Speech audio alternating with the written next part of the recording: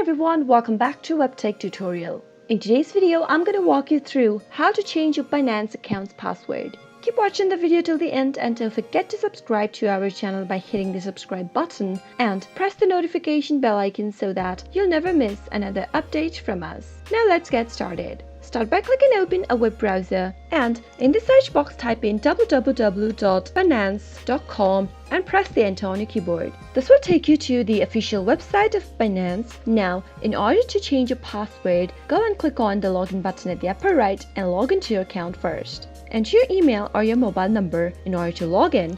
Start by typing in your email in the first text field. Now, head over to the next box and type in your password for your account. Make sure to type in your password correct every time you're logging into your account. Click on the login button after you're done.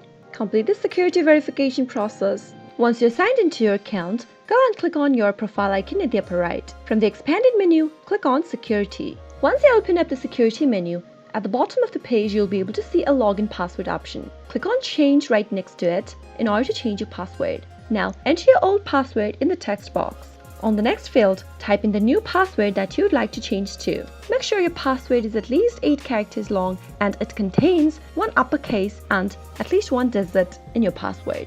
Once you type in your password, move on to the next field and type in the password one more time just to confirm that you are typing it correct. Make sure that both of the passwords in your new password box and confirm new password box matches, and once it does, click on Confirm Changes and you'll be able to change your password for your Binance account quick and easy.